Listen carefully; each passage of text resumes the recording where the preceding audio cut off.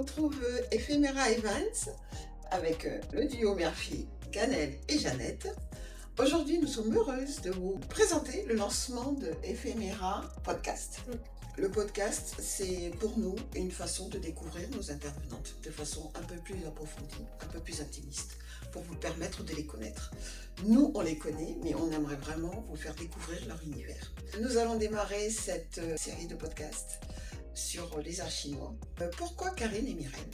Parce qu'aujourd'hui, nous souhaitons lancer la discussion sur les arts ancestraux chinois. Karine est maître Feng Shui, coach experte depuis plusieurs années. Mireille sur coaching énergie et également thérapeute et experte en médecine traditionnelle chinoise. Voilà pourquoi nous avons choisi Mireille et Karine. Le thème sera donc sur le bien-être et comment se recentrer sur soi et qu'est-ce que ça peut vous apporter. Nous avions à cœur de découvrir un tout petit peu plus Karine et Mireille. Karine a notamment écrit un livre sur le Feng Shui et les huiles essentielles qu'elle a coécrit avec Françoise Cuic. Marinier. Voilà, Marinier, désolée. Et elle vous en parlera un peu plus. Je vais laisser la parole à Mireille et Karine, qu'elles fassent une présentation rapide. Et ensuite, on va démarrer sur les arts ancestraux chinois. Ça vous va, mesdames ? Très bien. Bon, alors moi c'est Mireille Msefoum. Merci encore une fois, Ephémera Event, pour l'opportunité, pour l'invitation et pour ce voyage ensemble dans cette belle rencontre et aussi un grand plaisir de ma collègue, on va pouvoir s'appeler collègue maintenant, Karine, pour ouvrir ce premier podcast. J'aime me présenter en tant qu'exploratrice dans l'âme. Ça, c'est vraiment une définition que j'aime beaucoup et qui parle assez clairement de ma vision, de ma manière d'être. Donc, exploratrice dans l'âme, c'est explorer le champ des possibles. Dans le champ des possibles, c'est explorer aussi le potentiel du vivant. Le potentiel du vivant, et ce potentiel du vivant nous intègre, donc c'est de fait explorer notre potentiel, les ressources qui sont en nous, comment nous pouvons les activer, comment nous pouvons les mobiliser, comment nous pouvons les incarner. Donc ça, c'est un peu ma vision, et c'est ce qui m'a amenée à créer, en fait, Coaching Énergie, dans cette même vision en termes de comment est-ce que je peux apporter de la valeur aux gens, en fait, leur permettre d'explorer à leur tour leur champ des possibles. Où qu'ils en soient dans le parcours, comment est-ce qu'ils peuvent activer leur potentiel individuel, collectif. Là, je parle d'individuel, mais aussi du collectif. Donc, on parlera un peu plus des pratiques tout à l'heure, mais c'est à peu près la vision que j'ai dans ce que je vis de moi et dans ce que j'ai envie de partager avec nous tous.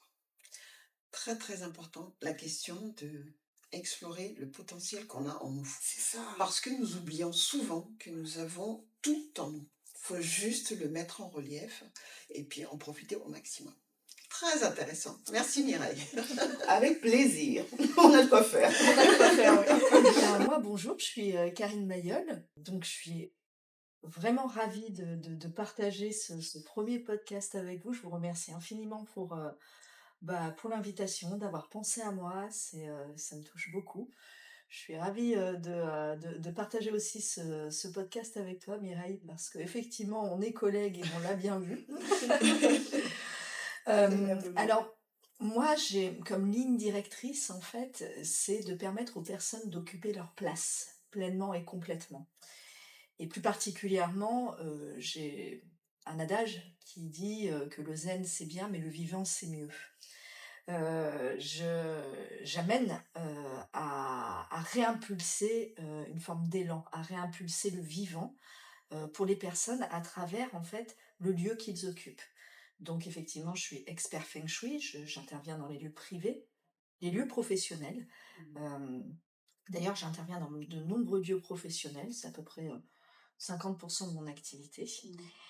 Et de là, effectivement, j'ai trouvé très pertinent, en fait, de continuer mes accompagnements à travers des coachings donc des coachings plutôt professionnels, pour permettre justement aux personnes qui occupent des postes d'envergure ou des chefs d'entreprise, des femmes, beaucoup de femmes chefs d'entreprise, mais aussi des hommes, d'occuper leur place en se comprenant, donc en se respectant, en comprenant leurs forces, les conditions non négociables au maintien de leurs forces, et en capitalisant sur ces forces pour leur permettre en fait de prendre les bonnes directions. Parce qu'en Feng Shui, tout est aussi histoire d'orientation, de direction. Et effectivement, en lien avec tout cela, je vais un petit peu plus loin, puisque je vais intervenir aussi sur toute la partie subtile, la partie énergétique, en termes de nettoyage énergétique des lieux et des personnes, notamment. Et puis, j'en ai fait un livre, effectivement, donc Feng Shui et huiles essentielles, qui est mon bébé, et qui est Oui, sorti en octobre 2024. 2024. Tout à fait. Donc, que j'ai coécrit avec Françoise Quick-Marinier, qui est une cadre des huiles essentielles. Elle est à l'origine du diplôme universitaire d'utilisation de l'aromathérapie en milieu hospitalier. Je vous le montre à nouveau. Et oui, il a été édité aux éditions Terre Vivante. Il est disponible dans toutes les librairies. Bon, c'est un petit peu, on le verra plus tard, mais c'est aussi un petit peu un rêve d'enfant que j'ai réalisé. Voilà. Super, bravo, Intéressant, bravo. ouais. J'aime beaucoup, comme tu dis, explorer les conditions non négociables du bien-être. N'oublions pas ça, notre bien-être, nos capacités, notre potentiel sont non négociables. Pour que nous puissions puiser en nous cette force qui va rayonner et qui fait qu'effectivement, on se priorise. Très important. Qu'en pensez-vous, mesdames? Ouais. Et bah écoute, je pense que tu as vraiment posé l'axe, de la verticalité de l'être humain en fait. Cet Tout à fait. axe qui fait que comme un arbre en fait, lorsqu'on a ses racines, son tronc et ses branches, ben c'est nous en fait. Et de trouver son territoire et de pouvoir rayonner sur son territoire pleinement. C'est tout à fait ça. Bien sûr. Ouais. Sans faire de l'encombre à l'autre. C'est ça, en fait, c'est très important. Très, très rayonner son potentiel, sa lumière, tout en acceptant que nous puissions être ce champ de possible justement qui rayonne. Rayonner tout ensemble et non pas une personne qui rayonne, mais vraiment se soutenir entre nous pour nous faire briller toutes, parce qu'en soi, c'est ça qui est beau et c'est ça le collectif, c'est de pouvoir vraiment briller tous ensemble. Ouais, Tout à fait. Comme on l'a fait à l'instant. Voilà. On le fait à l'instant, là. Exactement. Vous voyez que le sujet est assez vaste, parce que vraiment c'est très très intéressant et on ne veut pas survoler toutes ces belles connaissances, toutes ces belles possibilités que nous offre Karine et Mireille. Donc aujourd'hui c'est le premier entretien. Le deuxième et le troisième suivront. On vous donnera les dates et on va focaliser aujourd'hui sur cette thématique-là. Vraiment, restons ancrés en nous et rayonnons, mais toutes ensemble. Yes. Karine, j'aimerais rebondir un peu sur ce que tu disais par rapport à ton livre. Tu disais que c'était un rêve pour toi qui s'accomplissait en l'écrivant. Le bien-être a toujours fait partie de ta vie. Ou est-ce que tu l'as découvert en chemin Est-ce que tu peux nous en dire un peu plus? Alors, je vais te faire une réponse un petit peu comme on fait en Feng Shui, oui mais non. J'adore. Je pense que je l'ai toujours eu plus ou moins en moi. Si je me rappelle de toute petite, même dans mes choix sportifs, j'ai fait du judo, j'ai fait du karaté, donc j'ai fait beaucoup d'arts martiaux. Les arts martiaux, c'est effectivement le corps, mais c'est aussi dans tous les arts martiaux, on va retrouver le code moral en fait. Donc on a cette notion de respect, de compréhension qu'on est en interaction en fait avec autrui, et qu'il est important bien sûr d'occuper sa place sans la suroccuper, dans le respect.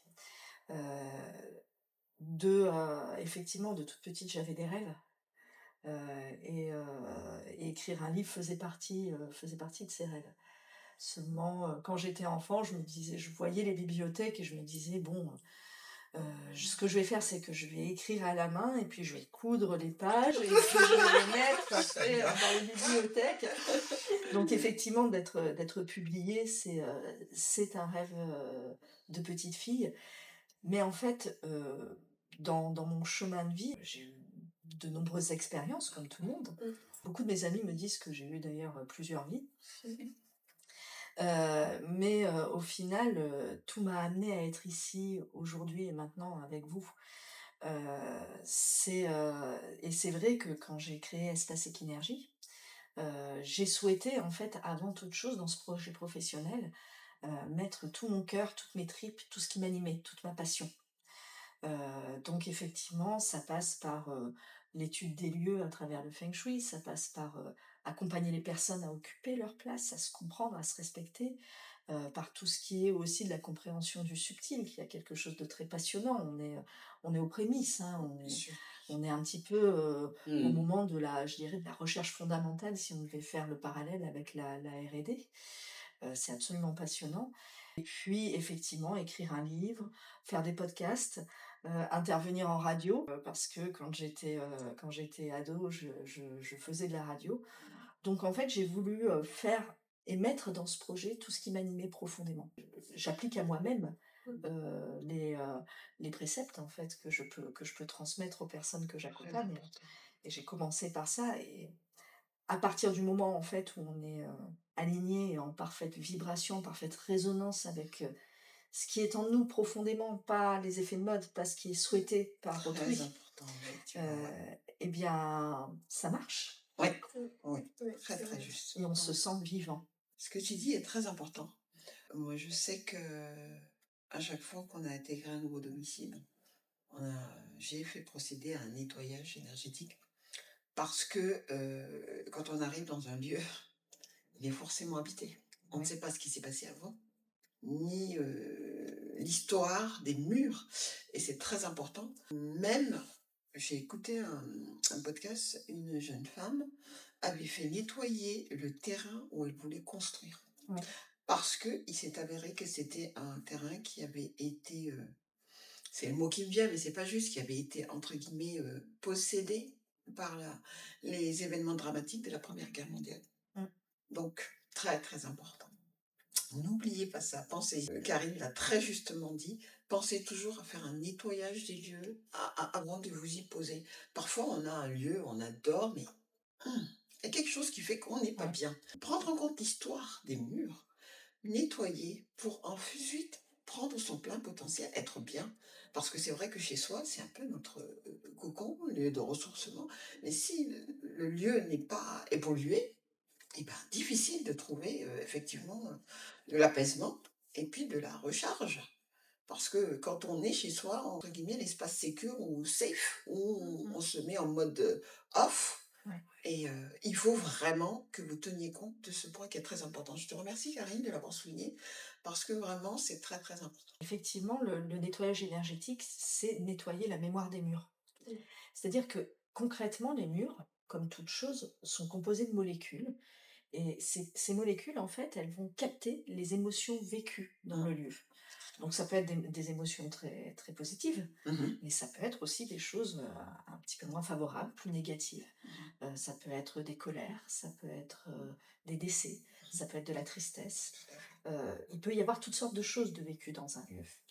Et en fait, ces molécules, une fois qu'elles ont capté toutes ces émotions, elles saturent et au bout d'un moment, elles vont rediffuser subtilement ces émotions dans le lieu, Mhm, et ça peut durer des dizaines et des dizaines d'années.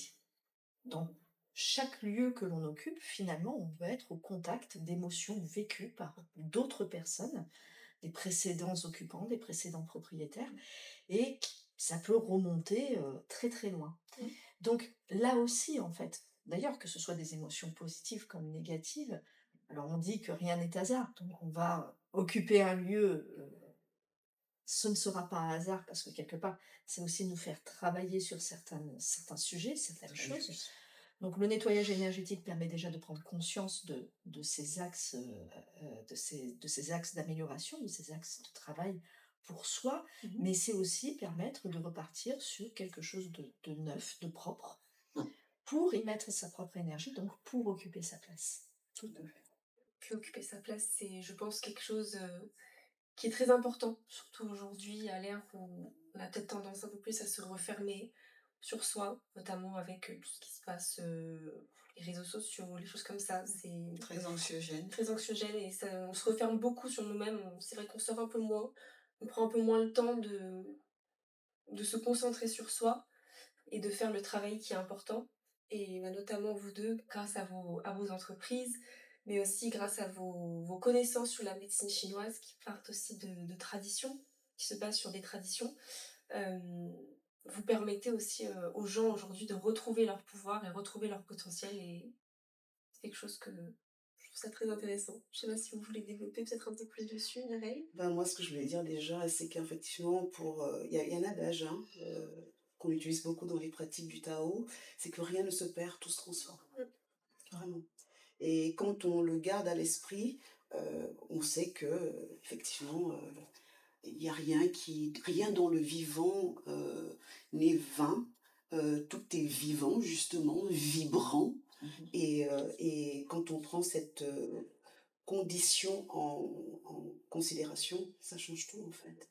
Ça change absolument tout. Et sachant que pour nous qui pratiquons les arts chinois, tout est basé sur la vibration et l'énergie en fait. Pas que, mais en fait voilà, on voit le côté holistique du vivant. Donc, et sa source, son ADN est vibratoire, est énergie. Donc nous, je te parlais de molécules, bah, nous pareil, on est fait de la même substance, donc sous forme consolidée, hein, physique, matière. Et je dirais qu'un de nos gros challenges pour trouver ce bien-être aussi et pouvoir là où on peut agir dans nos pratiques, c'est justement à travers cette vision globale holistique qui intègre la dimension énergétique, subtile et le non visible pour nos cinq sens, mais qui du coup peut aussi nous enfermer dans un mal-être qu'on n'explique pas. Hein. Donc comment ouvrir un peu notre perspective, expanser notre vision pour pouvoir intégrer cette dimension de l'être qui est vibratoire, énergétique, fréquentielle, et pour mieux habiter son lieu, mieux vivre avec soi-même, se retrouver et transformer les lieux là où on doit les transformer. Et généralement, ce sont les personnes qui viennent à vous pour régler je sais pas, des mal-être, quelque chose qu'elles ressentent en elles. Comment ça se passe au niveau de l'accompagnement que vous proposez? Dans mon parcours déjà, hein, j'aime bien poser un peu les choses pour que les gens comprennent aussi un peu pourquoi ils viendraient me voir, qu'est-ce qui est en résonance et ce qui fait miroir. Est-ce que c'est simplement une étude théorique, hein, parce qu'aujourd'hui il y en a énormément qui étudient la médecine traditionnelle chinoise de l'extérieur, ou ces pratiques-là en tout cas. Pour ma part déjà, c'est vraiment, elle fait partie de moi. Hein, dans mon parcours, dans une étape de mon parcours, dans une étape de construction, j'ai été amenée déjà à vivre l'expérience de l'énergie. Alors que j'étais à l'époque enfermée dans ma dimension physique, matière, égo. Rationnel, logique. Non, mais c'est important parce qu'il y en a plein là qui vont se dire bah, c'est quoi ces histoires, pourquoi j'irai la voir? Bah oui, il y a différentes étapes, il y a différents états de conscience, il y a différentes étapes dans le parcours d'une personne. Donc oui, on va passer de la condition matière purement, paf, ici et maintenant, ça se passe comme ça et pas autrement. C'est quoi, c'est sur le berlu, ça n'existe pas. On vit encore beaucoup dans ce monde-là. Et je le comprends puisque j'en faisais partie. Donc, je compatis pleinement. À un moment donné de ma vie, il y a une mémoire. On parle de mémoire, c'est important. Parce que, tu le disais à juste titre, tout est à l'intérieur de nous. Il n'y a rien à l'extérieur qui se produise qui ne parle de quelque chose qui s'active, qui se réactive de l'intérieur, qui se projette donc du coup dans la réalité extérieure. Donc à un moment donné, moi, une mémoire s'est réactivée et qui m'a permis de prendre conscience, qui m'a emmené dans un tsunami émotionnel, bousculer toute ma vision du monde, ma perception du monde, de mon être, et qui m'a permis de découvrir cette dimension de l'âme, la dimension énergétique, parce que ben, tout à coup, voilà, je ne pouvais plus, j'avais des perceptions qui dépassaient l'entendement, mon corps, je ne le maîtrisais plus, hein, il y avait une dynamique en moi qui s'est mise en place, qui faisait que ben, je n'étais plus aux commandes. Une autre partie de moi a pris les commandes plus subtiles. Et ça, je vous assure que c'est un clash total entre l'ego et l'appel de l'âme interne. Bien. Donc, et à partir de là, donc, j'ai dû me reconstruire. Et c'est ce qui m'a amené vers les pratiques, les arts de la médecine chinoise, parce que je voulais comprendre. Et comprendre, c'est aussi, parce que très souvent, on veut séparer la raison et le cœur. Alors que là, les 2 sont complètement intégrés, on n'a pas à les séparer. Ouais. La raison permet de structurer, de comprendre et de s'approprier ce qui se passe. C'est ce qui nous enrichit.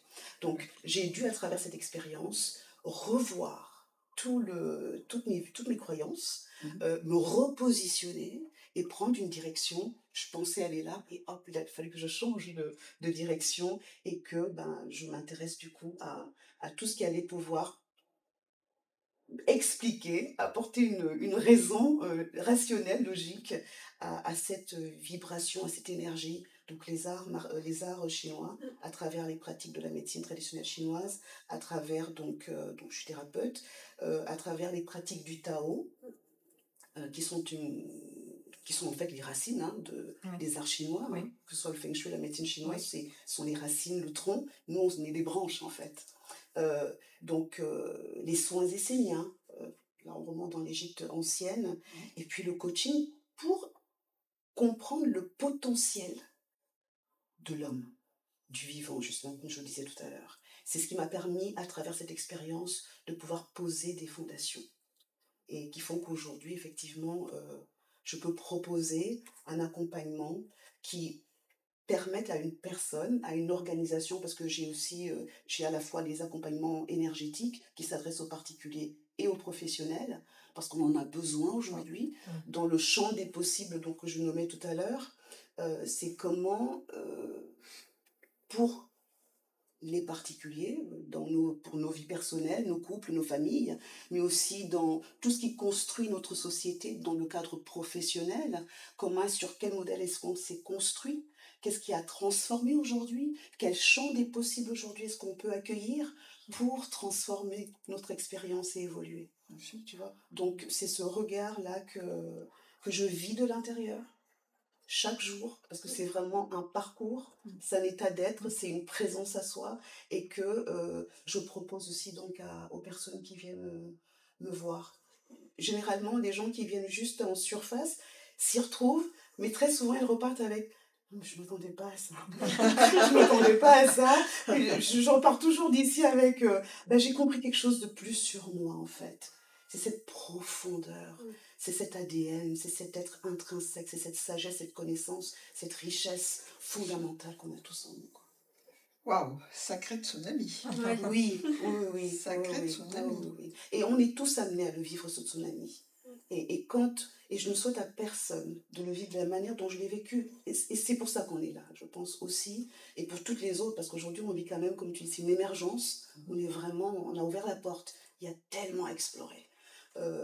Donc je ne souhaite à personne de vivre la manière dont je l'ai vécu, dans le sens où ceux qui pensaient savoir, il y a toujours des gens qui pensent savoir, en fait qui n'en savent rien, et qui enferment plus dans la peur qu'autre chose. Et il faut une force intérieure, mentale, une résilience et puis l'âme, cet axe de l'âme qui, elle, m'a guidée tout le long, en fait. Parce qu'une fois qu'elle s'éveille, elle ne lâche rien. Elle est là, présente, malgré tout ce qui s'écroule autour de nous et qui est juste. Qui est juste, il faut que des choses s'écroulent, il faut qu'on grandisse, il faut qu'on évolue. Bien sûr. Il faut qu'il y ait des structures, des conditionnements qui s'écroulent pour qu'on puisse se révéler et qu'on puisse évoluer. Donc, à travers des pratiques comme Karine, ton expérience, la mienne, on peut accompagner des personnes qui vivraient des situations similaires à mieux se comprendre, être plus dans la bienveillance et dans l'accueil et moins dans la peur et l'anxiété. Tout à fait. Très important ce que tu dis. Parce que beaucoup de personnes se perdent un peu dans ce chemin. Parce que cette peur rend inacceptable, voire même pas possible, cette acceptation du changement. Et ces personnes restent crispées dans leur réalité. Et on voit des personnes en détresse. Et c'est terrible. On ne peut pas sauver les gens malgré eux. Mais il y a tellement de possibilités. Et très important, ce que vous avez dit toutes les deux, c'est que vous participez à aider aussi bien les particuliers que les professionnels. C'est très, très important. Vraiment, ces pratiques ne sont pas dédiées qu'aux particuliers ou qu'aux professionnels. Et je pense qu'une prise en compte de ces pratiques-là, de ces arts ancestraux chinois, les gens commencent à s'en rendre compte, mais vraiment, Je vous invite à pousser à la curiosité, à découvrir l'univers de Karine et de Mireille pour essayer de comprendre un peu ce que ça peut vous apporter. Cette reconnexion à soi est très, très, très importante. Alors d'autres diront que c'est la maturité, d'autres diront que c'est peut-être un coup de chance, mais comme elles l'ont si bien dit, il n'y a pas de hasard. Ce qui nous arrive, notre âme sait. Après, il faut que notre ego mette de côté, qu'il accompagne. C'est vraiment un tout. Un tout. Et je pense qu'au-delà de tout cela, parce qu'on vit dans du point de vue de l'ego, d'un perspective de l'ego, et qu'il est important de comprendre, on vit dans un monde où tout est séparé. On sépare tout, Ouais. tout est séquencé, Venez. fragmenté. Voilà. Et aujourd'hui, dans ce champ des possibles, qu'on est aussi invité à explorer sur le plan sociétal, pas simplement particulier et professionnel, mais vraiment sur le plan sociétal. C'est une transformation profonde. Revisiter les modèles qui nous ont permis de nous construire. Est-ce qu'ils nous servent encore? Oui. Qu'est-ce qu'on peut en garder? Qu'est-ce qui ne nous sert plus? Donc à transformer, et qu'est-ce qu'on peut accueillir comme possibilité? Et dans ce champ des possibles, justement, c'est Nikola Tesla qui le disait, si vous voulez comprendre les secrets de l'univers, pensez en termes de énergie, de fréquence, d'information et de vibration.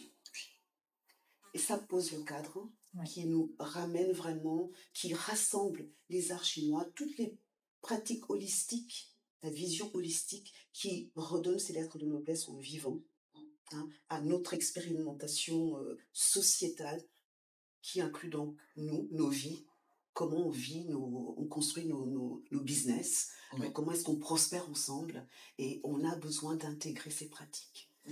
Et là, tu vois, je trouve que tu as très très bien résumé avec ce que disait Nikola Tesla. Effectivement, pour en revenir à ta question, je trouve que ce que tu as dit, Mireille, c'est tout à fait juste et ça résume parfaitement le pourquoi les personnes viennent nous voir. Nikola Tesla, c'était quand même un grand génie qui, je pense, est aux prémices de tout ce que l'on pratique.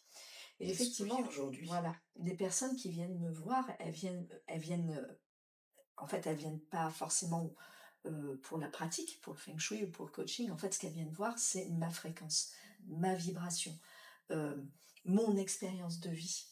Et je sais, effectivement, quand je parle de feng shui, c'est pour ça que j'en ai parlé tout à l'heure, je l'ai dit, le vivant, c'est bien, c'est mieux, peut-être encore que le zen. J'ai beaucoup de mes collègues qui vont pratiquer, avoir une patte en fait d'accompagnement sur le feng shui pour amener du zen dans les lieux.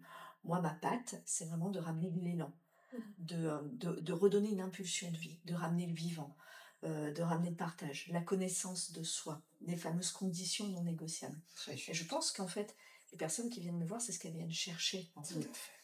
Et le lieu, quand je parle de feng shui, le lieu nous apprend énormément sur nous. J'ai pour habitude de dire qu'il y a 3 grandes marches d'or, en fait, dans le Feng Shui. On va retrouver la première marche qui est, en fait, tout d'abord, l'analyse, la compréhension. C'est-à-dire d'observer ce que le lieu, d'un point de vue Feng Shui, donc des arts ancestraux chinois, va révéler sur nous. En fait, le Feng Shui va révéler comment chaque occupant vit différents domaines de vie. Il va dire ce qui se passe au niveau des finances, au niveau du lien social, au niveau de l'amour, de la place de la femme, de la place de l'homme, de la place de l'enfant. Il va dire ce qui se passe au niveau du passé, au niveau des projets, au niveau de la communication, de la carrière professionnelle, du chemin de vie. Il va nous dire ce qui se passe au niveau de l'estime de soi, de l'ancrage. Et pour chaque occupant, en fait, on va voir ce qui va bien, puis on va voir ce qui va un petit peu moins bien. Et surtout, on va comprendre les racines. Donc là, cette lecture, elle est fondamentale. C'est la compréhension. Et là, on accède à la deuxième marche, qui est la prise de conscience. Parce que là, on a une prise de conscience qui est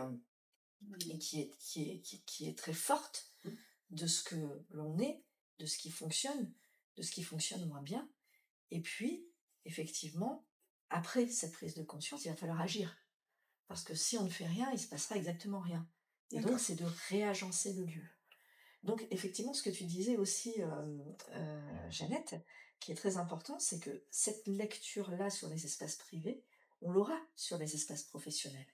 On verra ce qui se passe au niveau du flux financier, au niveau de la renommée de l'entreprise, au niveau de la relation client, au niveau de la capacité de l'entreprise à innover, à être soutenue, de la place du chef d'entreprise, est-ce qu'elle est bien occupée? Parce que c'est le chef d'entreprise qui Oui, oui, insuffle l'énergie dans son C'est entreprise, vrai. au niveau de la confiance de l'entreprise, au niveau de la cohésion d'équipe.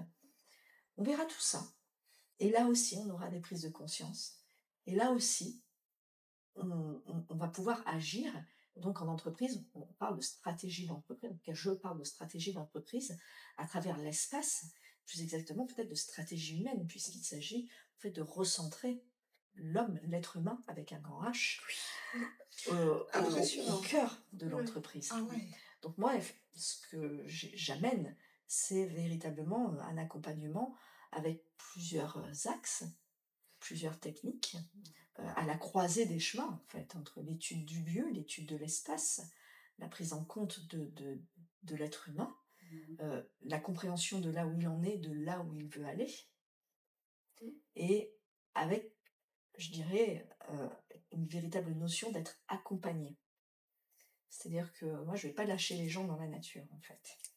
Parce que si je dis, ben voilà ce qui se passe, merci, au revoir, Mm. il va pas se passer grand-chose, en fait. C'est impressionnant ce que tu dis. Chaque personne a besoin d'être accompagnée, Tout à fait. toutes, tous, Hum. toi, moi, pareil. Tous.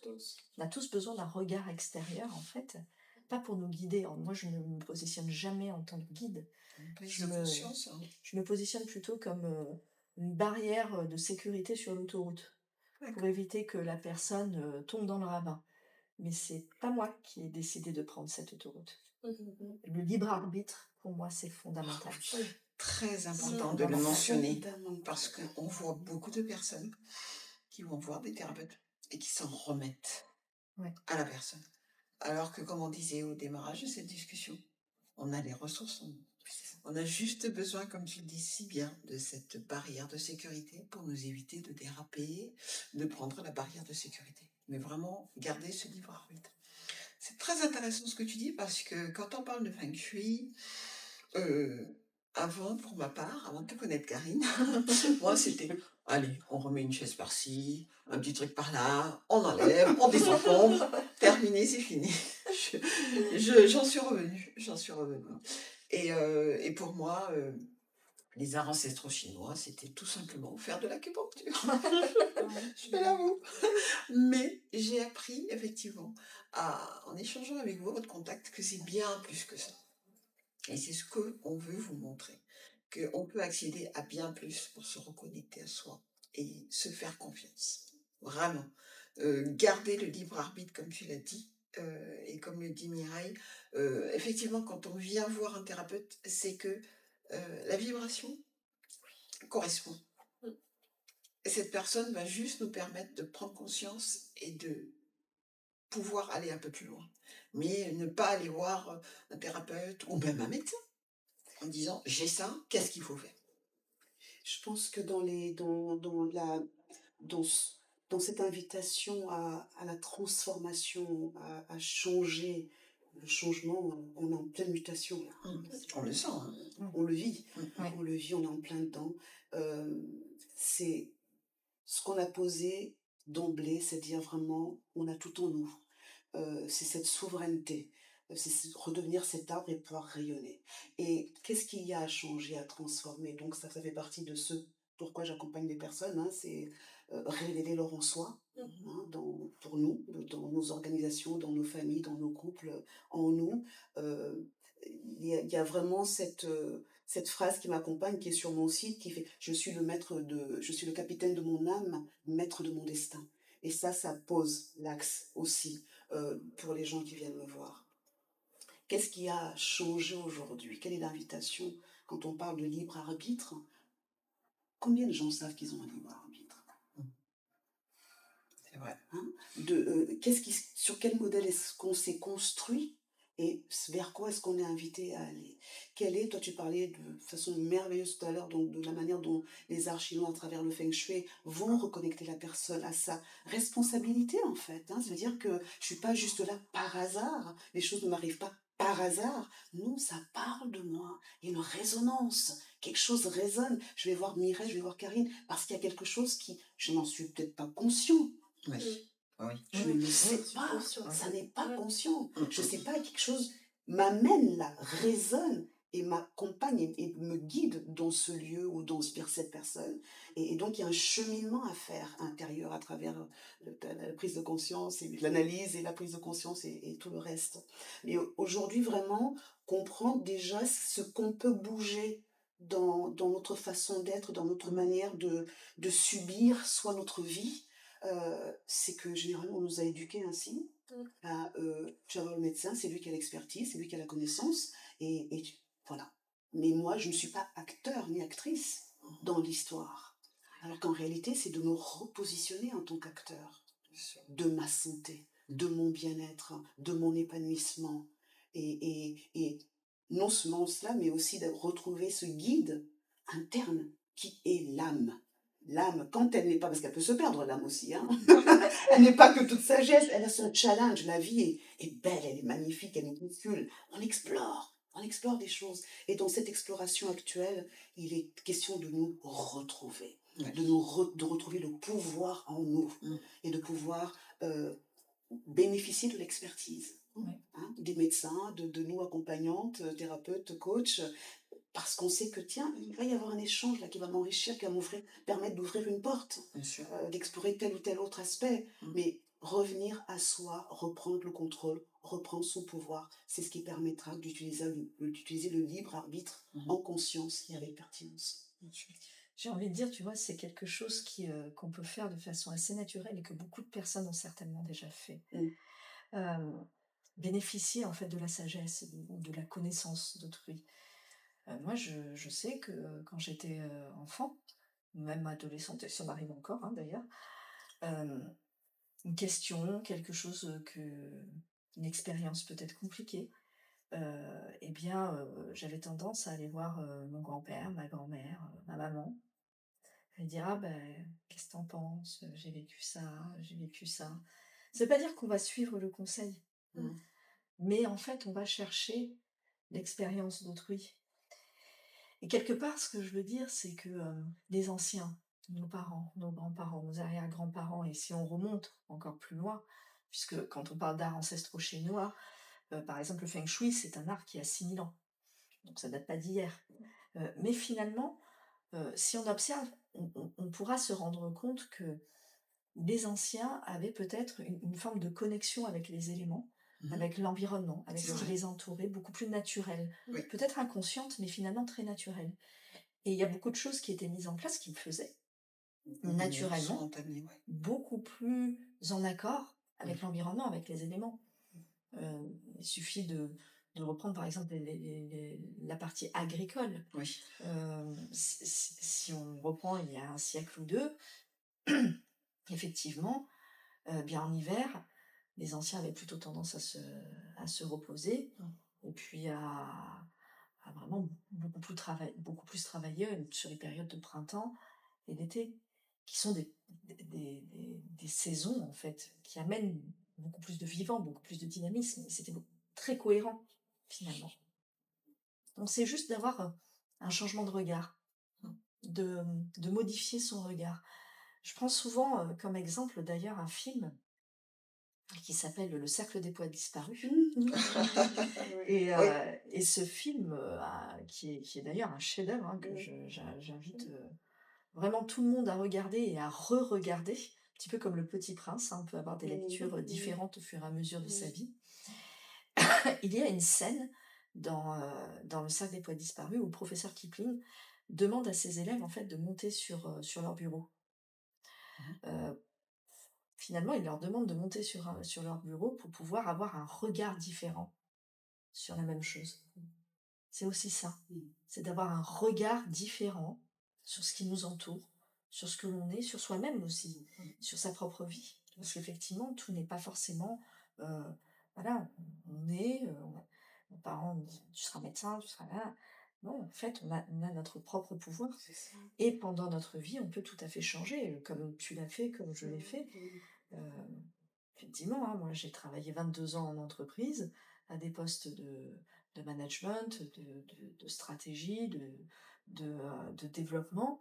Heu, j'ai eu un revirement. Mmh. Par contre, je ne à aucun moment je dis mon ancienne vie. C'est ma vie. Très Elle fait juste. partie de ma vie, en fait. Et tout ce que j'ai vécu pendant ces 22 ans, je ne me renie jamais. Et au contraire, je la remercie. Je remercie ces 22 ans. Je remercie toutes les personnes que j'ai pu rencontrer. Je remercie les entreprises que j'ai pu faire, l'expérience que j'ai pu avoir. C'est vrai. Parce que j'ai rencontré énormément de personnes, j'ai vécu énormément d'expériences qui m'ont fait grandir, qui m'ont fait justement me permettre de monter sur le bureau, d'avoir un autre regard, d'envisager les choses autrement. Et puis en plus, pendant ces 22 ans, eh bien, j'ai rencontré des collègues, des collaborateurs, des clients, des managers, aujourd'hui que je vois toujours, qui sont des amis. Euh, En fait, c'est d'une richesse absolue. La vie est magnifique. Tout à fait. La vie est vraiment magnifique. Mhm. Chaque rencontre est une occasion de travailler sur soi Oui. et d'avancer. Et je pense que ce que tu dis là est tellement juste à la fois sur, on vit dans une société, encore là, ce sont vraiment des axes de transformation, hein, parce que pourquoi les gens viennent me voir, hein, Mm. comme on dit, c'est changer de perspective déjà, mieux se connaître, hein, pouvoir explorer son potentiel sous différents angles. Et je pense que qu'est-ce qu'on a les anciens, l'héritage, hein, une société, c'est un peu comme un relais. Moi, je le vois comme un relais. On prend, on relaye, qu'est-ce qu'on garde et qu'est-ce qu'on transmet. Cette transmission constante et perpétuelle. Euh, Qu'est-ce qu'on peut, dans les arts chinois, que ce soit alors je suis allée en Chine, je suis d'origine africaine, donc j'ai aussi vécu en Afrique. Qu'est-ce qu'on a en commun? C'est cette communauté, le respect des anciens, la sagesse. Mm. La sagesse. On sait que on ne réinvente pas la roue. Ouais. On s'inspire de ce qui a déjà été fait et on améliore. Ouais. Et ce qui pourrait nous aider aujourd'hui justement dans ce regard des anciens, dans ce qu'ils nous ont transmis, est-ce qu'on a complètement coupé? Tu vois, c'est la famille déjà, les racines familiales. C'est pour ça que je, vous deux, vous représentez vraiment ce duo mère-fille, la transmission, non, mais c'est vrai, parce que vous êtes l'emblème de cela, l'air de rien. Et c'est ce qui nous manque aujourd'hui. On vit tellement J'invite donc des personnes à renouer dans cet esprit de famille, pour que nos jeunes retrouvent des repères, et que ce soit pas simplement me, myself and I. Mm. C'est important d'être souverain dans sa vie, mais on n'est pas seul. Oui. Hein, Très juste. on a un ancrage, on a des racines. Et les racines, ces piliers, c'est le père, c'est la mère, c'est le grand-père, c'est la grand-mère. Aujourd'hui, tout est segmenté. Les grands-parents n'osent plus prendre leur place. Les parents, bah, tu fais ce que tu es assez grand. On ne peut pas s'élever ainsi. Enfin, on ne peut pas s'élever ainsi de manière croître, hein, s'épanouir sans racines, sans repère autre que le sien, sans miroir qui nous reflète une connaissance, une sagesse sur le chemin. Ensuite, on fait comme tu as dit, on prend ou on ne prend pas. Est-ce que ça nous sert, est-ce que ça ne nous sert pas? Mais c'est à disposition et ça crée le lien, Oui. le lien dont on a besoin. Et peut-être qu'aujourd'hui, on le nomme peut-être plus sous la forme de l'intelligence collective. Oui. Hein, l'intelligence collective, mais comme je me méfie un peu des concepts, mais oui, on a tendance à vivre des concepts, mais pas vraiment à se les approprier. Donc, dans cette intelligence collective, c'est quoi en fait, hein? C'est comment est-ce que déjà moi avec moi-même, je suis multiple, hein, il y a plein de choses là-bas dedans. Comment est-ce que je peux retrouver cette intelligence en moi, mais ensuite dans mon couple, dans ma famille, on est tous différents, il y a telle singularité, plutôt que de nous diviser, nous enrichir de nos différences, Tout à fait. des regards différents, des perspectives différentes, dans nos organisations, dans nos équipes, tel est différent, tel mécanisme, tu parles de cap, de direction, comment est-ce qu'on peut utiliser cette intelligence collective où on remet chacun à sa juste place? Oui. hein, avec Ouais. ses justes compétences, Mhm. son être, sa résonance, sa fréquence, pour enrichir l'ensemble, Mhm. tu vois, pour grandir et prospérer ensemble, quoi. Et je pense que pour ceux qui savent entendre, nous avons vraiment là à restaurer l'individu au sein du collectif. Bien sûr. Voilà. Oui. Et s'enrichir des pratiques du passé qui nous servent et à transformer celles qui ne nous servent plus. C'est là qu'est la vraie innovation. C'est Ouais. là qu'est la vraie innovation. Give me 5 years. Yes. Bravo, mesdames. Non, Totalement. mais vous avez tout dit. Vous avez exactement tout dit. On n'invente rien.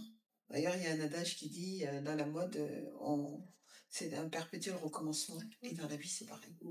En fait, on est issu d'un groupe. On met en avant effectivement soi, on se recentre sur soi, on se retrouve, mais les racines restent importantes. Ça nous permet de partir sur... On ne part pas de zéro. Mm. On n'arrive pas comme On ça part sur avec Terre. ça. On a tous une mission de vie, on a tous quelque chose à faire. Aussi petite que soit la mission, on a tous un rôle à jouer. Et il suffit juste de trouver sa voie pour trouver son rôle, trouver sa mission. Donc, croyez en vous, believe in you, et vous aurez toutes les réponses. Vraiment, moi, c'est ce que j'aime dire. Quand on me pose une question, on me demande des choses, je dis, mais tu as les réponses en toi. Il suffit juste de les écouter. Ce que moi, je te dis, c'est quelque chose par rapport à ma carte du monde. J'aime beaucoup cette expression, n'est-ce pas? Les gens, ils se moquent de moi. J'ai ma carte du C'est monde, ça. mais elle est complémentaire de ta carte du monde, et ta carte du monde doit primer sur ce que tu recherches. Parce qu'en général, quand on demande des conseils, c'est qu'on sait très bien ce qu'on veut faire. On veut juste avoir la confirmation. La petite approbation. Voilà, la toute petite approbation pour dire « yes, je peux y aller ». Non, écoute-toi, fonce. Et quitte à prendre le mur, prends-le sur ta propre résonance. Et au moins, tu te dis « aïe, ça fait mal ». Mais en fait, c'est ce que j'avais envie de faire. Oui. Voilà. C'est ce qui Très, t'arrive. voilà, très, très important. Voilà. Et c'est comme ça qu'on avance. Et je pense que tu as tellement raison. Et là où, dans cette transformation, parce que le propre de l'ego, je ne vais pas dire de l'humain, mais le propre de l'ego, c'est la résistance et la peur. Enfin, dans sa limitation. Hein. C'est la peur et la peur du changement, donc je veux tout contrôler. Et explorer, quand je me présente en tant qu'exploratrice dans l'âme, c'est d'explorer. Il n'y a que par l'expérience qu'on sait. Il y a ce qu'on sait là dans la tête, mais tant qu'on ne l'a pas expérimenté, on ne sait rien. Ouais. On ne sait rien. Et c'est ce que nous amène encore une fois ces arts chinois qui priment et qui se basent sur l'expérimentation. Voilà. Et pareil, en Afrique, c'est on explore, on expérimente, on va chercher en soi. On a des rituels, on a embarqué nos gamins là, pour entrer dans le clan des hommes, hein, tu vois. Va chasser le lion pendant quelques jours et tu reviens. Connecter ta bravoure, ton courage, allez, forge l'homme en toi, trouve l'homme en toi.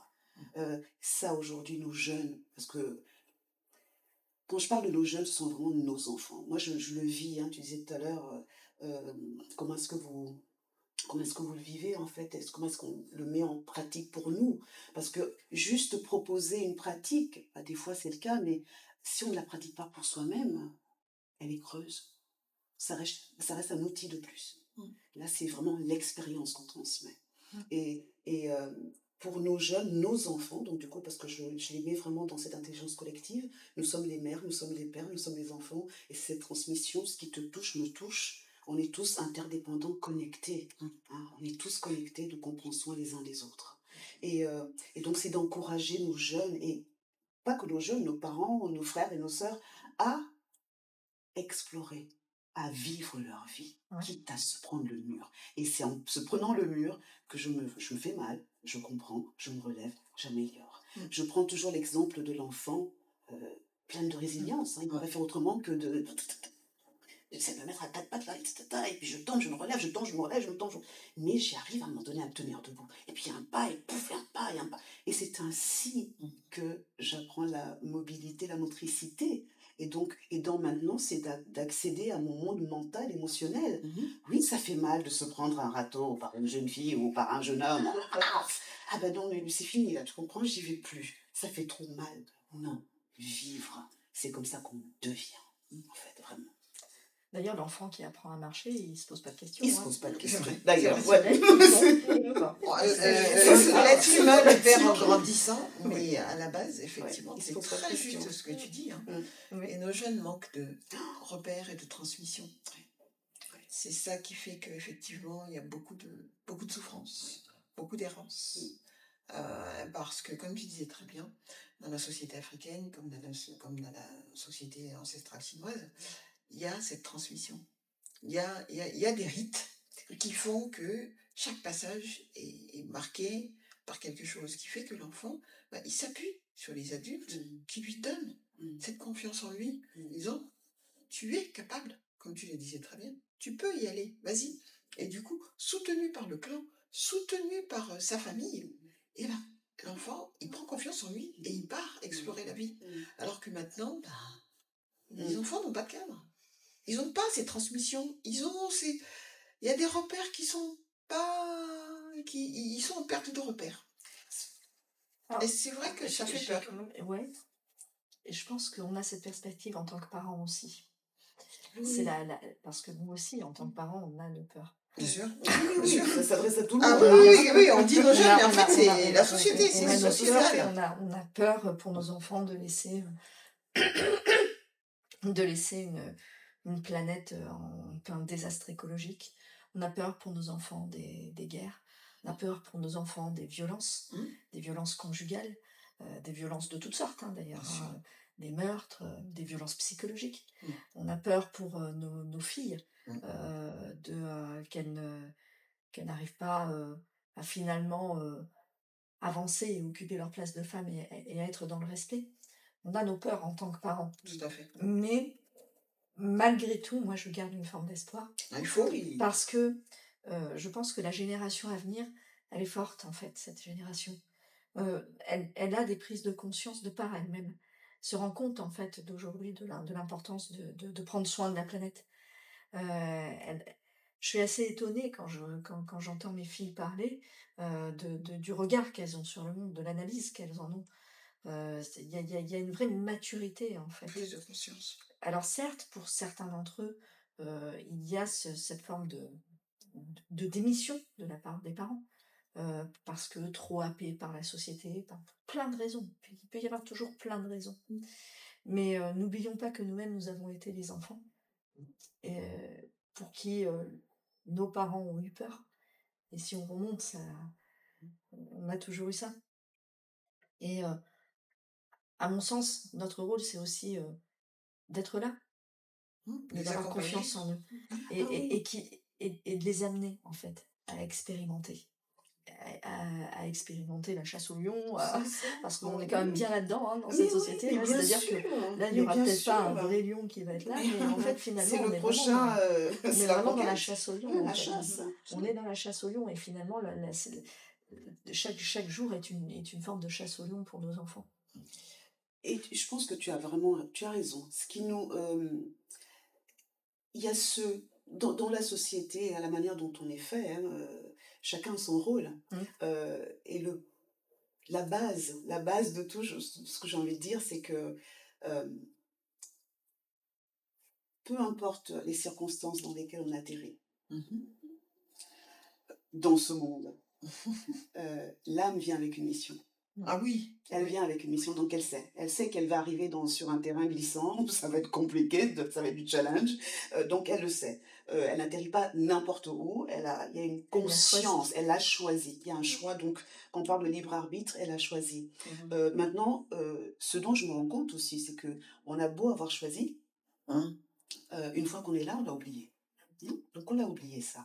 Donc comment est-ce qu'on peut renouer, retrouver cette mémoire, donc à travers les anciens, les parents. Donc il est important qu'on retrouve le rôle Ouais, fondamental, c'est ça que je voulais dire en fait, ouais. hein, qu'on retrouve cette racine qui fasse que ça a du sens, qu'on est à notre juste place, et que en tant que parent, ça veut dire quelque chose, Ouais. hein, de ne pas il se débrouillera tout seul. Oui, l'enfant se débrouillera peut-être tout seul, mais peut-être que cet enfant aussi te permet de retrouver ton rôle de parent et de grand-parent et d'une structure, parce que l'air de rien, sans structure, on va où?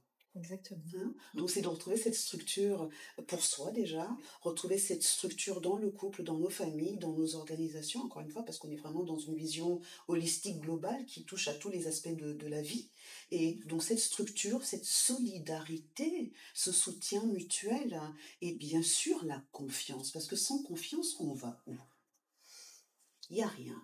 Bien. Donc c'est partir avec cette notion, cette connaissance profonde que bah déjà, j'ai les clés en moi, ça c'est sûr. Donc si je ne les trouve pas à l'extérieur, je peux revenir en moi, mais dans tous les cas, il faudra que je rentre en moi. Et ensuite, à l'extérieur, je trouve les soutiens. Et s'il n'est pas là, ce soutien, je l'aurai d'une manière ou d'une autre. Exactement. Je le trouverai toujours d'une manière ou d'une autre. C'est la puissance du C'est collectif. la puissance du collectif et de la résonance. Exactement. Et de la résonance. Parce que ce que je résonne, si je reste l'esprit ouvert, il y aura toujours quelqu'un pour répondre. Oui. C'est vrai. C'est la même résonance qu'on peut retrouver d'ailleurs dans les équipes de sport. Euh, bon, moi, je pense à France 98. Oui, Je pense que c'était voilà, fort, voilà, hein, on c'était a- puissant. Nos bleus. C'était voilà, C'était très France puissant. 98 sur le papier, c'était pas eux en fait, hein. C'était franchement, c'était pas eux, hein. Mais il y avait une vibration, une fréquence. Il y a eu quelque chose de magique Une en belle fait, alchimie, ouais, qui s'est passée. qui a fait qu'ils ont gagné. Et c'est Mm. la puissance de ce collectif, c'est la puissance de cette connexion, de cette fréquence, de cette vibration, de ce soutien qu'il a pu y avoir, de ce respect aussi. Et c'est de ramener en fait quelque part toutes ces valeurs C'est ça. au sein du collectif pour finalement ramener cette magie dans le monde. Oui. Pour ceux et celles, Canel, tu n'as pas dû connaître, toi, Non, j'ai eu Voilà. 18, mais pas 98. Voilà, On a pris quelques années. voilà. Mais pour ceux et celles qui ont connu ce fameux 12 juillet 98, il y a vraiment eu quelque chose de magique. Et d'un seul coup, on prenait les voitures et plus personne s'engueulait sur la route C'est vrai. et on se tapait tous dans la main. Il y avait cette espèce de joie collective, de communion, Ah ouais, de... c'était Euh, impressionnant. alors, ça n'a pas duré, c'est dommage, mais quand même, pendant plusieurs mois, on était porté par ça. C'est Et il y a forcément à apprendre de ça. Il y a forcément à ramener de ça. Alors, bon, on parle du monde de foot, donc ça peut paraître complètement déconnecté, mais en fait, pas du tout. On a des expériences, on a vécu des expériences, que ce soit individuelles ou collectives, à travers lesquelles on peut aller puiser justement cette énergie. Et la puissance du collectif, elle est fondamentale, elle est magique. On peut vraiment avoir un résultat magique qu'on peut appliquer, que ce soit d'ailleurs à titre privé comme à titre professionnel. Et c'est de ramener ça, en fait, de ramener cette énergie-là. Parce que La cohésion. la cohésion, le fait de se sentir soutenu, le fait de vibrer tous les matins, on se lève, on est heureux d'être là. On sait que, bah voilà, il va se passer des choses. Et ça va être une aventure. Oui, quand j'étais enfant, je voulais être archéologue, en fait. J'étais fan d'Indiana Jones. J'étais amoureuse d'Indiana Jones. Qui ne l'a voilà. pas été. Bon, je pense qu'en fait, je l'aurais toujours dans mon cœur. Mais il explorait, Oui, c'est vrai. il vibrait. Mm. Il parlait 17 langues en plus. Il allait vraiment dans tout ce qui était ancestral, dans tous les trésors en fait de l'humanité. C'est vrai. Et ça, en fait, quelque part, ça m'a toujours porté. Véritablement. Je remercie Indiana Jones. ça m'a toujours porté. Et véritablement d'aller chercher en soi ces rêves d'enfant, en fait. Oui. Tu rêvais à quoi, toi, Canel, quand tu étais enfant, Mireille? Quels étaient tes rêves? Quels étaient tes rêves d'enfant? Parce que, bon, on peut pas tous être Spider-Man, ça c'est sûr, mais il y a forcément des choses auxquelles on a rêvé, auxquelles on a pensé que c'était finalement irréalisable, Mm. mais qu'on peut réaliser parce que tout est possible. C'est ramener cette énergie-là, en fait, cette énergie du rêve. Mm. Aujourd'hui, est-ce que finalement, euh, quand on sort, qu'on rencontre des gens dans la rue, qui rêve? Qui se permet de rêver? Qui se souvient de ses rêves d'enfant? En fait, il y a une puissance de magie là-dedans. Et finalement, dans l'enfance, dans ces rêves d'enfant, en fait, on avait certainement quelque chose de beaucoup plus connecté à notre âme, à notre vibration personnelle. Et si on se reconnectait à nos rêves d'enfant, Mm. si on se réautorisait à rêver, Oui, c'est vrai.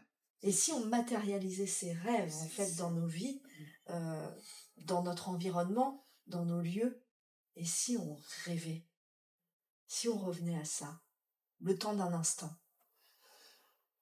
Et j'irai plus loin, parce que généralement, encore une fois, sur quoi est-ce qu'on s'est construit?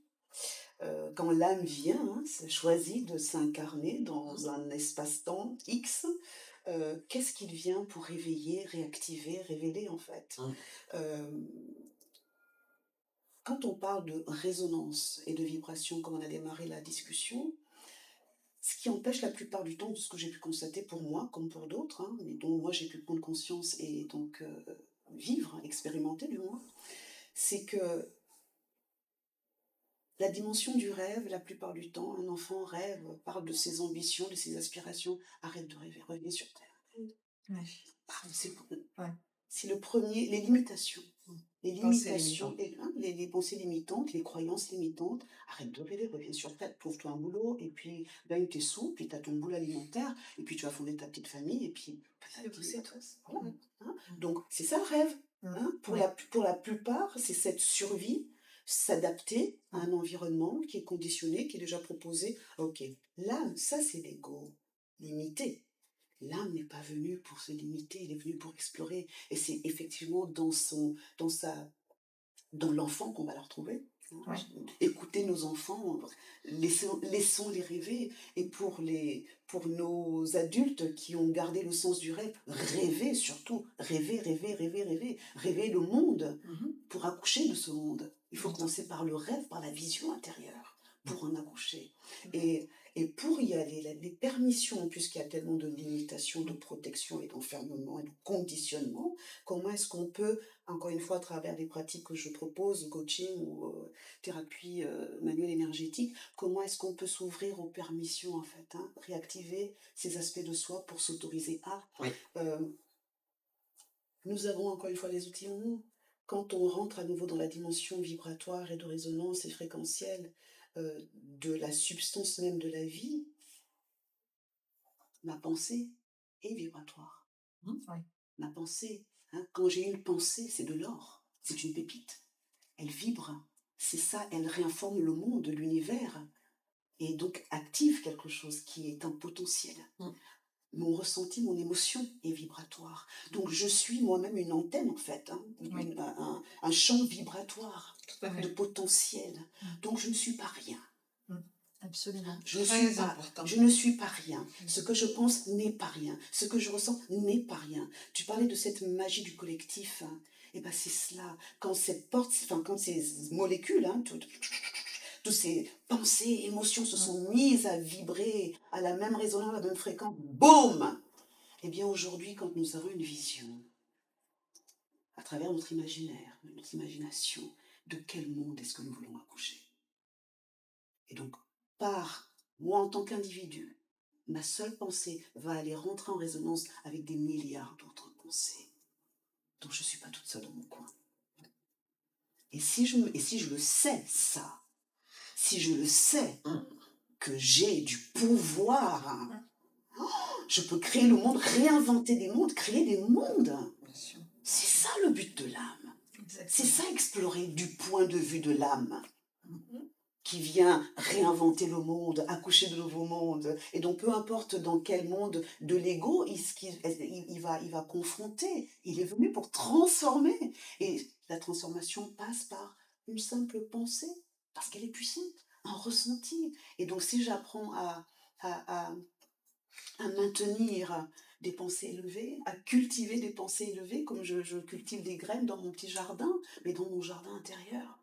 Waouh, Ça la fait... magie opère. Écouter sa petite voix. Écoute Ouais, sa c'est ça. petite voix. Ah, Faut trouver son intuition. Ouais. ouais, parce que je pense que tu l'as Mmh. peut-être vécu t'as monté ton entreprise. Moi, en tout cas, je l'ai bien vécu. Je me souviens quand même de beaucoup de personnes me dire: «Mais tu es complètement folle! Tu vas arrêter un boulot où tu Tu gagnes bien ta lâches une vie, sécurité tu financière. lâches une sécurité financière pour faire un Pour truc foncer là, on dans ne sait pas ce que l'inconnu. c'est.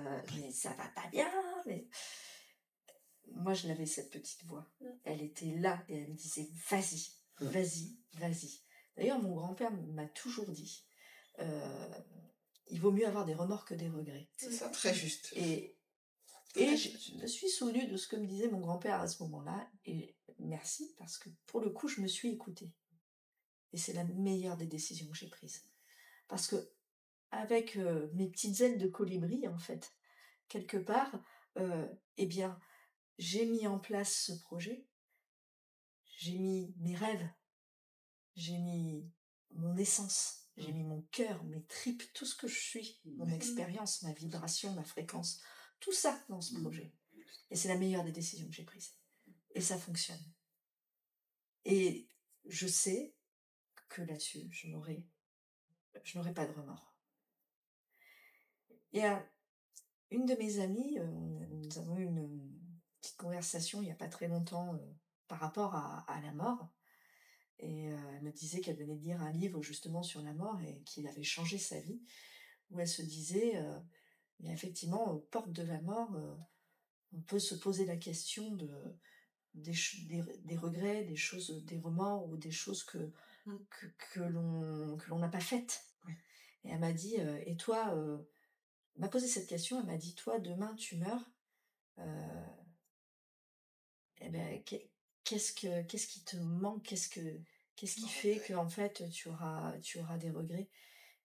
Et en fait, en me posant, eh bien, je me suis rendu compte que j'avais construit finalement ma vie pour ne pas avoir de regrets. Et ça aussi, je remercie mon grand-père parce il m'a dit ça pendant toute mon enfance, mon adolescence. Il l'a souvent répété. Et quelque part, ça c'est quand même bien, Bien ancré. bien Bien ancré. installé, là. Et c'est aussi grâce à ça qu'aujourd'hui, voilà, je vis de ma passion, je travaille avec le cœur et je mesure la chance que j'ai. Tout à fait. Je mesure vraiment la chance que j'ai. Très important ce que tu viens de dire. Ouais, ouais. Vivre avec le cœur, s'écouter, vibrer, Ouais. écouter sa petite voix, écouter son nom. Très compliqué dans ce monde bruyant dans lequel nous évoluons, mais savoir se poser, faire un retour à soi et s'écouter. S'écouter, très important. Et du coup, ça nous amène tout naturellement à ce rêve Oui, oui, de ton livre. sans transition. Voilà. Donc, ce livre, quel Alors. accueil il a reçu? Est-ce que tu pourrais en parler un peu plus pour donner envie à nos auditrices de le découvrir? Eh bien, oui, bien sûr. Bien sûr. On a pour habitude de dire avec Françoise que c'est notre bébé. Oui. Parce qu'il nous a fallu 9 mois, 1 an pour l'écrire. Mhm. Estampillé 100% sans IA, c'est Oui. clair. Ah, très important. À l'heure de l'IA, Clairement, on voilà, a des donc, doutes surtout maintenant. donc là, non, clairement, c'est vraiment sans IA. En fait, on a allié nos deux expertises, nos deux regards. Mhm. Donc effectivement, moi, l'aspect feng shui, mais avec quelque chose de simple, avec véritablement une approche accessible à tous. Parce que dans beaucoup de lectures feng shui, on retrouve quand même des choses qui sont parfois très très compliquées en termes de compréhension. Mhm. Moi, ce que j'ai voulu amener, eh ben, c'est encore une fois un peu de moi. Donc, des choses simples, une compréhension simple de tout le côté iceberg, en fait, qu'on peut retrouver dans le feng shui. Donc, des clés simples pour pouvoir ramener des touches, en fait, chez soi pour se sentir mieux. L'idée autour de ce livre, c'est effectivement d'aller travailler les 5 sens des occupants. Donc on va travailler, la vue avec les couleurs, avec les objets. On va travailler le toucher avec les différentes matières qu'on va utiliser. On va travailler l'ouïe avec la vibration sonore, la musique. On va travailler, le goût avec, le goût de la cuisine et finalement, le goût de la vie. Mmh. Et puis on va travailler l'odorat qui est l'un des sens les plus profonds, hein, les plus, reptiliens, avec la diffusion, notamment d'huiles essentielles, l'utilisation des huiles essentielles pour, venir stabiliser, les émotions et en tout cas être accompagné là où on veut aller. Hem Donc ce livre, on a plein d'astuces, on a des témoignages, Mmh. de très belles photos. Heu, il a eu un bel accueil, un très, très Super. bel accueil, donc on est vraiment contente, pourvu que ça dure. Il y a pas de raison. Allez-y, allez-y. Il est disponible dans toutes les librairies, Oui. encore une fois Mmh. et voilà. Alors bien sûr, ça ne remplace pas un conseil, Bien parce sûr. que le conseil va être très, très personnalisé, va prendre en compte des choses très personnalisées et puis il y a tout l'aspect suivi. Mmh. Mais en tout cas déjà, c'est une belle découverte de, comment, on peut faire d'un environnement, quelque chose dans lequel on peut déjà commencer à se ressourcer, à se sentir un petit peu plus en sécurité. Mmh. Et de toute manière, l'interaction de l'environnement sur soi, il est assez simple à comprendre, hein. On en a parlé, hein, on visualise une villa magnifique, la villa de nos rêves, Mmh. dans un endroit, plutôt proche d'une ville, plutôt bien desservi, mais quand même un endroit au calme, avec des petits oiseaux qui chantent, avec une belle vue. Ouais. Et puis une fois qu'on a visualisé cette belle maison avec tout ce qu'on veut y mettre, hein, tous ses rêves, et bien on prend cette maison et on la transfère, au milieu d'une zone d'activité entre Carrefour et Leroy Merlin. Bah là, c'est déjà plus la même Ah chose. non, tu fais plus rêver là. Mais oui, donc en fait, l'environnement, on dit que le lieu que l'on occupe, rien n'est hasard en fait, parce que c'est le reflet de notre maison intérieure, c'est une allégorie, Mmh. mais l'environnement a forcément une influence sur soi. Et ça, on peut tout à fait le comprendre. Mmh mh. L'idée, c'est déjà de comprendre qu'est-ce que ça nous dit, Oui. et puis d'avoir des clés pour pouvoir justement réajuster. Donc oui, ça c'est un rêve en fait. Françoise Quick-Marinier, je vous l'ai dit, c'est quelqu'un de très très renommé au niveau de l'utilisation des huiles essentielles. Elle a écrit une grosse vingtaine de best-sellers sur l'utilisation des huiles essentielles. Elle est connue internationalement. Elle forme des centaines de personnels hospitaliers par an sur l'utilisation de l'aroma dans Mmh. ce cadre-là. Mmh. Elle a vraiment amené quelque chose, hein, dans cette approche-là. Et en fait, Françoise, je la connais, ça doit faire à peu près 30 ans. Il y a 5-6 ans de cela, j'ai fait une expertise feng shui chez elle. Elle a découvert en fait, la puissance de cet outil, parce que c'est un outil qui est extrêmement puissant. Mmh. Puis elle m'a dit: «Bah, écoute, je crois que j'aimerais bien qu'on écrive un livre ensemble», et là j'ai fait: «Banco, Génial. C'est super. banco!» Parfait. Des belles rencontres. Et voilà comment est né ce bébé. En Donc tout aux cas. éditions Terre Vivante, hein, Mmh. Terre Vivante À Mince. qui est locale, à Oui. Mince, Clémence, ouais. qui a déjà, un très, très beau projet, hein, Oui.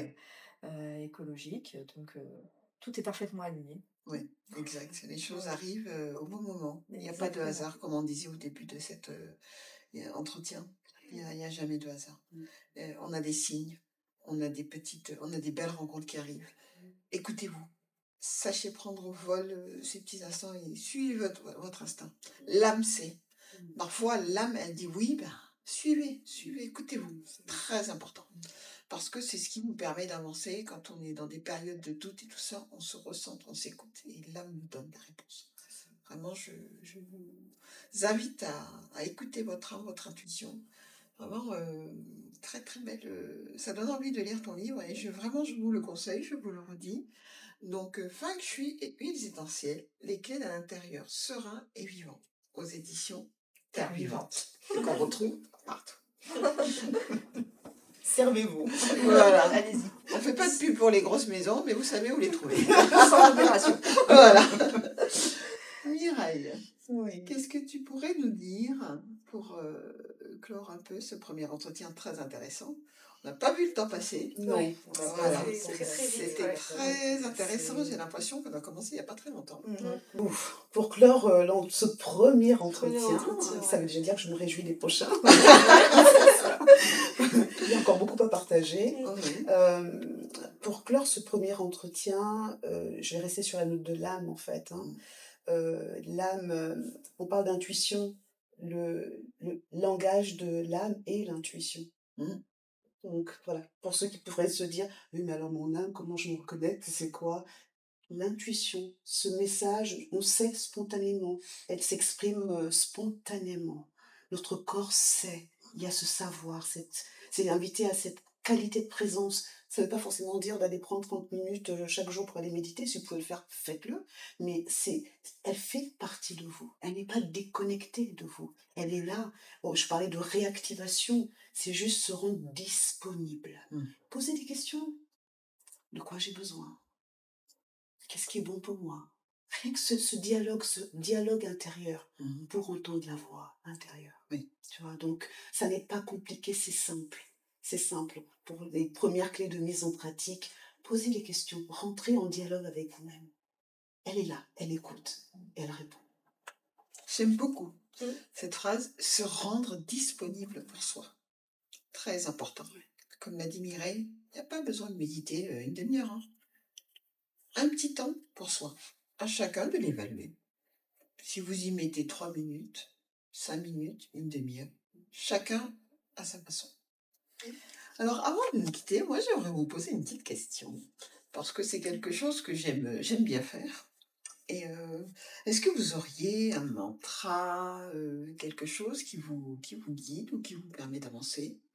Vous en avez déjà partagé un peu tout au long de l'entretien, mais est-ce qu'il y en a un Voilà. en particulier qui vraiment, la première fois que vous l'avez entendu, ça vous a vraiment marqué, ça a vraiment changé quelque chose en vous? Alors moi, j'en ai un que... En fait, c'est beaucoup de mantras que j'ai... Parce que j'ai écrit, je suis d'accord, forcément, c'est la perfection réside dans l'imperfection. Ah, j'adore. C'est en fait de ne pas chercher à être parfait comme ce qu'on peut voir sur les réseaux, ça n'existe pas. Et qu'en fait, c'est de nos imperfections que l'on va révéler la véritable perfection. En fait, si on prend un visage, tous les visages sont asymétriques en fait.